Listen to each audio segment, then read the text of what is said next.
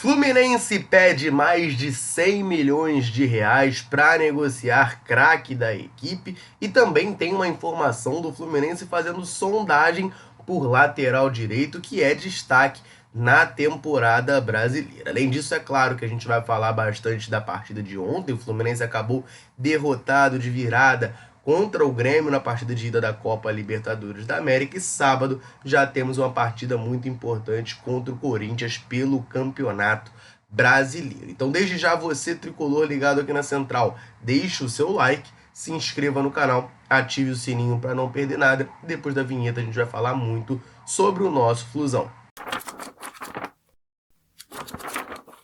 E apesar de ter feito uma partida que eu considerei bem boa e honesta ontem lá no Couto Pereira, o Fluminense acabou derrotado. A gente saiu na frente, abriu o placar com o gol do Lima, com um passe maravilhoso do Paulo Henrique Ganso. Abrimos o placar, só que tomamos a virada, né? O esquerdinha deu um mole ali, acabou cometendo um pênalti, e depois, na cobrança de falta do Reinaldo, eu considerei uma falha grande do Fábio. O Reinaldo acabou metendo 2 gols nesse jogo e virou a partida para o Grêmio, colocando o Fluminense numa situação mais delicada para o jogo da volta, mas ainda está tudo em aberto, né? O Fluminense ainda tem totais chances de se classificar nesse jogo de volta. Precisa vencer por 2 gols de diferença para classificar, ou 1 gol de diferença para levar a partida para os pênaltis. Mas eu quero aqui trazer para vocês 2 declarações sobre essas falhas que acabaram levando o Fluminense a perder para o Grêmio, tá? Eu vou começar com o Mano Menezes falando sobre o esquerdinha, lateral de 18 anos, que fez apenas a sua segunda partida como titular no profissional, já que o Diogo Barbosa tá lesionado, Marcelo também lesionado, sobrou a bucha para o esquerdinho de jogar esse jogo de oitavas de final da Copa Libertadores da América como titular. Eu considero, assim como o Mano, vocês vão ver, que ele fazia uma partida honesta, uma partida boa, mas deu aquele mole, abriu o braço, cometeu o pênalti, e aí acho que afetou um pouco ali o mental dele. Vou botar a declaração do Mano Menezes, a análise do nosso treinador. O jogo de futebol é feito desses momentos, né? Iniciou firme, iniciou bem, né? Trabalhamos muito para que ele tivesse essa atuação com a firmeza que teve. Estava marcando um jogador extremamente experiente, agudo, jogador de seleção argentina como é Pavon. Então, esse foi o primeiro momento. Mas um pênalti mexe com todo mundo, né? Mexe com ele também, provavelmente.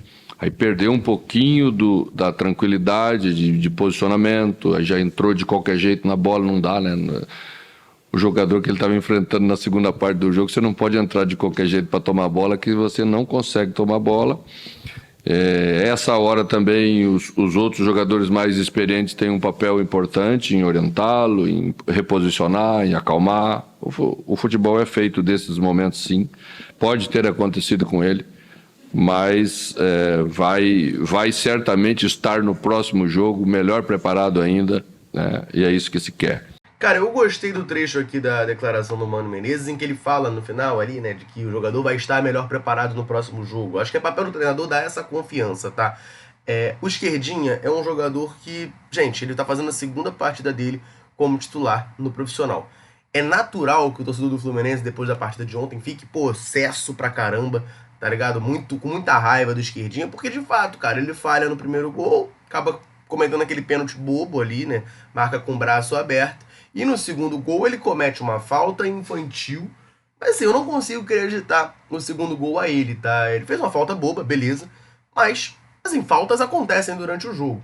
O problema foi depois da cobrança do Reinaldo, aquela bola ter entrado. E ali pra mim foi falha grande do Fábio. E a gente já vai falar sobre isso, mas antes, só focando no esquerdinha, entrou numa fogueira tremenda. E aí, eu entendo que o torcedor do Fluminense vai ficar irritado com o moleque, mas assim, a minha política, vamos botar assim, é muito simples. Esquerdinha falhou mesmo, tá? Falhou nos 2 gols, principalmente no primeiro, falhou, isso aí é inegável. Mas se o esquerdinha, aos 18 anos, está fazendo sua segunda partida como titular no profissional, é um jogador que não tem nem 90 minutos completos se você somar as partidas todas que ele jogou esse ano, se esse cara tá tendo que ser titular do Fluminense na partida de ida da Copa Libertadores da América, é porque o planejamento da posição foi mal feito, né? Contaram com o Marcelo, que fisicamente não consegue ficar disponível, e o próprio Mano Menezes não pretende utilizá-lo na lateral esquerda, já deixou isso claro. A gente trouxe essa informação lá atrás e o Mano Menezes já verbalizou isso. O outra opção é o Diogo Barbosa, que agora machucou, mas mesmo quando está inteiro, é um jogador que eu não me agrado nem um pouco, eu acho muito fraco. Então, assim, esse foi o planejamento da lateral esquerda. Aí a bomba estourou no colo do esquerdinho. Pra mim, é óbvio, tá, que ele falhou no jogo e nos gols. Mas pra mim, ele é a corda mais fraca, o lado mais fraco da corda que estoura, tá? E aí no segundo gol, pra mim, a maior falha é do Fábio. Não dá pra um goleiro experiente como o Fábio tomar um gol daquele. O Reinaldo cruza a bola pra área, ela passa por todo mundo e entra, assim, uma coisa muito, pô, muito feia aquele gol. E o Fábio falou sobre isso, tá? Na saída do jogo ao pessoal do Jornada KTO 1902. O Vitor Lessa fez uma pergunta para ele sobre o gol e o Fábio respondeu. Se liga aí no que ele disse. Eu acho que primeiramente o Fluminense jogou bem, teve controle do jogo e o Grêmio, depois que sofreu o gol, saiu mais e conseguiram com 2 bolas paradas aí serem eficazes na penalidade e depois na cobrança de falta. Na minha visão, é a bola difícil, porque eu tenho que esperar a conclusão da jogada, né? Se eu já tivesse como saber que a bola não ia bater em ninguém, mas eu tenho que fazer o meu posicionamento, tenho que fechar o primeiro pau, que foi o que eu fiz. Ali o atleta que bate, né? Ele tira toda a responsabilidade dele, ele chuta pro gol, ou para alguém chegar antes naquela bola, né? Uma bola muito baixa, eu tenho que fechar o primeiro pau, e aí ninguém resvalou na bola, e aí passou direto ali, né? Mas infelizmente não deu para ninguém tirar no primeiro pau e nem eu tive como voltar, porque é um lance muito rápido, né? E a batida dele foi forte, mérito dele que conseguiu bater e ninguém conseguiu tirar, e eu também não tinha como fazer outra coisa, porque eu tinha que esperar primeiro os jogadores do primeiro pau, né? Quem entra ali, o atacante, ver se vai resvalar na bola, né? Cabecear, mais direto falando.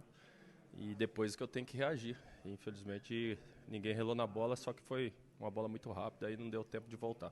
Cara, o Fábio deu a justificativa dele, deu a explicação, mas mesmo assim, cara, pra mim não desce, tá? Eu acho que faltou a velocidade de reação pra ele, e já não é de hoje que o Fábio tem falhado, né? Contra o Juventude falhou também, contra o Vasco, aquela saída de bola dele lá no segundo gol também pegou mal. O torcedor do Fluminense começou a criticar um pouco mais o Fábio. E aí, mais uma vez, entra a questão do planejamento, gente. A gente tá falando de um goleiro que mês que vem vai fazer 44 anos. Nem o Buffon, foi pra mim o melhor goleiro da história do futebol, nem o Buffon, 44 anos, agarrava em altíssimo nível. O Fábio é muito bom goleiro, foi essencial ano passado, esse ano teve suas boas atuações também, mas também muitas falhas. Para mim, o maior problema é de quem planejou o elenco do Fluminense, sem contar que a biologia poderia afetar, né? O Fábio, prestes a fazer 44 anos, poderia ter um pouco menos velocidade de reação, poderia cair o seu desempenho. E aí trouxeram apenas o Felipe Alves, que agora já não contam mais, o cara não é nem relacionado. E aí, se o Fábio precisar ficar no banco, se o Fábio não tiver em condições de jogar, o que vai acontecer? Complicado, né? Complicado. Enfim, gente, tem a partida importante contra o Corinthians no sábado e o jogo contra o Grêmio é na próxima terça. Vamos decidir essa situação no Maracanã. Contra o Corinthians já tem mais de 20 mil ingressos vendidos, informação oficial do Fluminense, tá? É uma partida importante, a gente vai estar sem o Paulo Henrique Ganso, sem o Arias suspensos. Então é essencial que a torcida chegue junto para empurrar a equipe, porque é nessa que a gente vai se salvar do rebaixamento, entendeu? Não é nem uns jogadores, ainda mais com esses 2 desfalques, 2 dos principais jogadores do time, é a torcida empurrando mesmo que vai salvar a gente. E contra o Grêmio na terça-feira, mais de 23 mil ingressos vendidos para a partida de volta da Copa Libertadores da América. Fluminense manifesta interesse em lateral direito. Pois é, gente, o Fluminense fez uma sondagem por um jovem lateral direito. A gente vai conversar bastante sobre isso ainda nesse vídeo aqui. Só vou rapidamente lembrar você, tricolor ligado aqui na Central, de correr no comentário fixado, porque lá tem o link do canal da Central Fluminense no WhatsApp. Nesse canal você fica por dentro de tudo que acontece com o Flusão na palma da sua mão, diretamente no seu WhatsApp. Então corre lá, clica no link, vai abrindo no seu WhatsApp o canal da Central, aperta o botão seguir e você vai começar a receber tudo o que acontece com o Flusão diretamente na palma da sua mão. Combinado? Então vamos falar sobre essa informação. Quem traz pra gente são os nossos amigos lá do canal Pitaco Tricolor. De acordo com eles, o Fluminense fez uma sondagem ao lateral direito Matheus Henrique, do América Mineiro. O Matheus Henrique tem sido um grande destaque do América Mineiro nessa temporada, o América que joga a Série B, tem 21 anos e já possui 2 assistências na temporada. O contrato dele com o Coelho é até o final de 2025. E esse nome, você que está sempre ligado aqui na Central, já ouviu com certeza, porque ontem falei aqui em vídeo de uma informação que saiu lá do Simon, da Gazeta Zero Hora do Rio Grande do Sul, de que o Inter estaria interessado na contratação do lateral direito Guga, do Fluminense. E o outro jogador que o Inter estaria olhando para a lateral direita era justamente o Matheus Henrique. De acordo com a informação do Pitaco Tricolor, apesar da sondagem, o América Mineiro sinalizou que não vai negociá-lo com o Fluminense porque o interesse é negociar o jogador com o futebol do exterior. E aí o Bruno Ravazoli, do GE, traz uma informação sobre o movimento do Internacional no mercado. E ele diz que o Inter, nesse momento, não está cogitando contratar o Guga. E o Matheus Henrique é justamente o maior alvo do Internacional, mas os valores seriam inviáveis. E aí tem os valores aqui dessa negociação, tá? De acordo com o Bruno Ravazoli, o América Mineiro estaria pedindo acima de 3 milhões de euros, cerca de 17,9 milhões de reais, por 50% dos direitos do lateral direito. Estaria inviabilizando a ida do Internacional por esse reforço e muito provavelmente inviabilizaria o interesse do Fluminense nessa contratação também. Mas me agrada ver que o Fluminense está sondando o lateral direito, porque é uma posição que eu acho que a gente tem uma necessidade sim. A temporada de 2024 de Samuel Xavier é muito ruim, e o Guga, que eu achava até que poderia nessa temporada tomar a posição por ser mais jovem, ter mais vigor físico e tecnicamente até eu achar um jogador melhor, né, no refino técnico com a bola. Infelizmente, essa temporada o Guga também não existiu.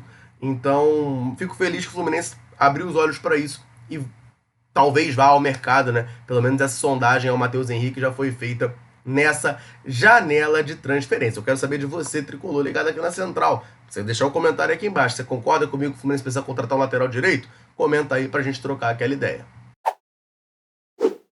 Fluminense recusa a proposta internacional e pede valor milionário para negociar craque da equipe. A gente vai falar bastante sobre essa situação, mas antes eu vou rapidinho aproveitar para dar uma moral para a galera tricolor ligada aqui na Central. Todo vídeo eu convido você que está aí nos assistindo a deixar um comentário aqui embaixo falando o seu nome e de onde você nos assiste. A gente gosta muito de saber até onde nesse mundo gigantesco a Central Fluminense consegue alcançar. Galera, chega junto, deixa o comentário, sempre que a gente pode a gente vem aqui e manda aquele abraço. Então nesse vídeo eu vou mandar um abraço para o Pedro Ribeiro, de Baipendi, em Minas Gerais, Marcos Menezes, de São Paulo, Manuel Caetano, de Natividade, Dirceu, de Lusiana, em Goiás, Marcos Afonso, do Rio de Janeiro, Edival, de Araruama, e para o Melo, de Vitória, no Espírito Santo. Um abração para a galera tricolor e o convite reforçado, quer que a gente mande um abraço, um salve, cite seu nome em algum vídeo? Comenta aqui embaixo dizendo o seu nome e de onde você está nos assistindo.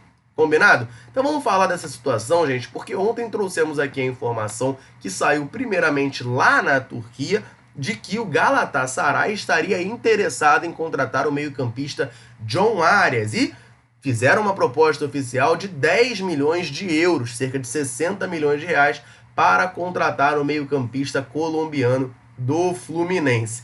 A jornalista Aline Nastari, do TNT Sports, traz a informação sobre essa negociação e ela dá conta de que o Fluminense negou essa proposta de 10 milhões de euros do Galatasaray pelo John Arias. E ela acrescenta que não é a primeira vez que o Galatasaray procura o John Arias e o Fluminense nega. E também teve uma proposta em fevereiro, mas que o Fluminense considerou baixa. E no ano passado ela traz pra gente que o Zenit ofereceu 16 milhões de euros mais 2 milhões de bônus por 100% do atacante, mas as negociações não avançaram porque ele não queria ir para o futebol russo. O John Arias não tem esse interesse de jogar no futebol russo, mas aí na Turquia a gente teria que ver qual é a situação. E ela ainda completa, né, lembrando pra gente que o Fluminense só tem 50% dos direitos de John Arias. Então nessa proposta de 10 milhões de euros, o Fluminense ganharia somente 5, ganharia somente 30 milhões de reais, o que é de fato um valor muito baixo. E o portal Milliyet da Turquia traz outras informações sobre esse assunto. Eles dão conta de que o Fluminense, além de recusar a proposta do John Arias, pediu 18 milhões de euros, cerca de 108 milhões de reais, para negociar o meio-campista colombiano. Tá? De acordo com a imprensa turca, o John Arias até tem interesse sim, tá, de ir para o Galatasaray, ele toparia ir para lá, e o Galatasaray fez essa proposta e agora está sentindo o termômetro ali, recebeu essa resposta do Fluminense de que 18 milhões de euros, cerca de 108 milhões de reais, é a pedida tricolor para negociar. E aí o Galatasaray tem uma situação, porque tem 2 jogadores lá que podem acabar sendo negociados e sair. Um é o Zaha, que é um atacante que está perto de ir para o Leicester City, e o outro é o Kerem Aktürkoğlu, que é um jogador da seleção turca que também está por lá. E se esses 2 jogadores saírem, o Galatasaray pode sim fazer um movimento de aumentar a proposta de 10 milhões de euros, mas de primeiro momento, não. Só se esses caras saírem, forem negociados, aí eles poderiam subir essa proposta para os 18 milhões de euros, que é o que o Fluminense está pedindo, e aí efetuar essa contratação. Mas tá aí, o John Arias atraindo o interesse do futebol turco e aparentemente estaria disposto a jogar no futebol de lá. E eu quero saber de você, tricolor, que está aqui ligado na central. 18 milhões de euros é um valor decente para negociar o John Arias? Vale lembrar que o Fluminense teria direito a 9 milhões desses 18, cerca de 50 milhões, 54 milhões de reais. É um valor justo pelo John Arias? Deixe seu comentário aqui embaixo para a gente trocar aquela ideia. Combinado? Eu vou ficando por aqui. Um abraço, orações tricolores. Tamo junto.